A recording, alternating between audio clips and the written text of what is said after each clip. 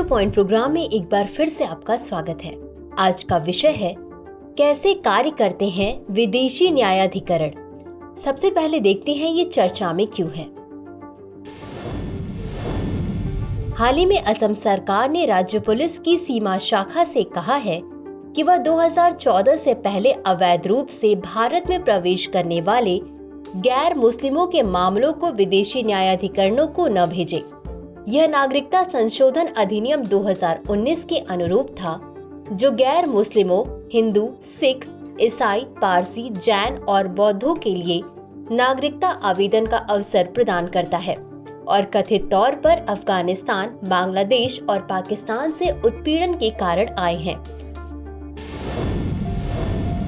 चलिए अब जानते हैं विदेशी न्यायाधिकरण के बारे में। यह अर्ध न्यायिक निकाय है जिनका गठन 1946 के विदेशी अधिनियम की धारा 3 के अंतर्गत विदेशी ट्रिब्यूनल आदेश 1964 के माध्यम से किया गया है, ताकि किसी राज्य में स्थानीय प्राधिकारियों को किसी संदिग्ध विदेशी व्यक्ति को ट्रिब्यूनल के पास भेजने की अनुमति मिल सके। वर्तमान में विदेशी न्यायालय केवल असम तक ही सीमित हैं, क्योंकि अन्य राज्यों में अवैध प्रवासियों के मामलों को विदेशी अधिनियम के अनुसार निपटाया जाता है। प्रत्येक विदेशी न्यायाधिकरण का नेतृत्व न्यायाधीशों, अधिवक्ताओं और न्यायिक अनुभव वाले सिविल सेवकों में से चुने गए सदस्यों द्वारा किया जाता है। चलिए अब जानते हैं सीमा पुलिस की भूमिका क्या है। असम पुलिस सीमा संगठन की स्थापना 1962 में पाकिस्तानी घुसपैठ रोकथाम योजना के तहत राज्य पुलिस की विशेष शाखा के एक भाग के रूप में की गई थी। वर्ष 1974 में संगठन को एक स्वतंत्र शाखा बना दिया गया और वर्तमान में इसका नेतृत्व विशेष पुलिस महानिदेशक करते हैं। इस विंग के सदस्यों को अवैध विदेशियों का पता लगाने और उन्हें निर्वासित करने, सीमा सुरक्षा बल के साथ साथ भारत बांग्लादेश सीमा पर गश्त करने, अवैध विदेशियों के प्रवेश को रोकने के लिए रक्षा की दूसरी पंक्ति बनाए रखने और नदी और 4 रेत क्षेत्रों में बसे लोगों पर निगरानी रखने का काम सौंपा गया है। वे संदिग्ध नागरिकता वाले लोगों को भी विदेशी न्यायाधिकरणों के पास भेजते हैं, ताकि यह निर्णय लिया जा सके कि दस्तावेजों के आधार पर वे भारतीय हैं या नहीं। चलिए अब देखते हैं विदेशी न्यायाधिकरणों के कार्य।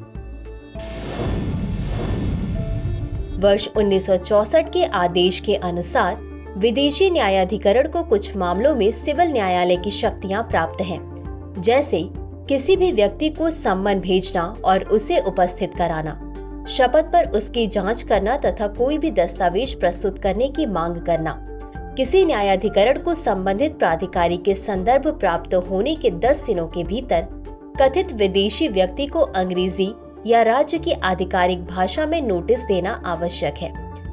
ऐसे व्यक्ति के पास नोटिस का उत्तर देने के लिए 10 दिन का समय होता है और अपने मामले के समर्थन में साक्ष्य प्रस्तुत करने के लिए भी 10 दिन का समय होता है।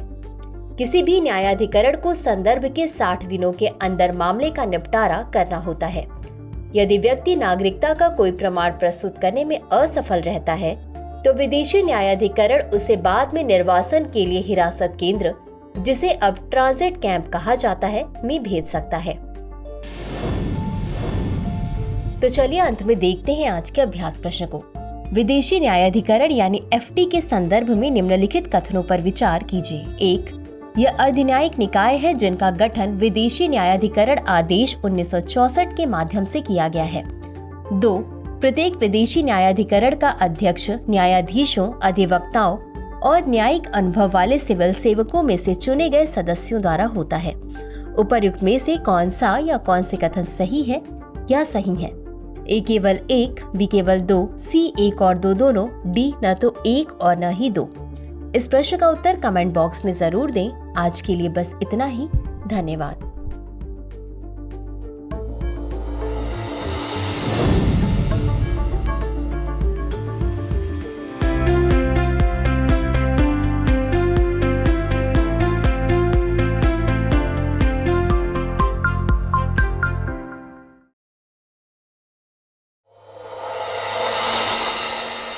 डियर व्यूअर्स, अपने एग्जाम की तैयारी को और बेहतर करने के लिए हमारे चैनल को लाइक, शेयर और सब्सक्राइब करना न भूलें।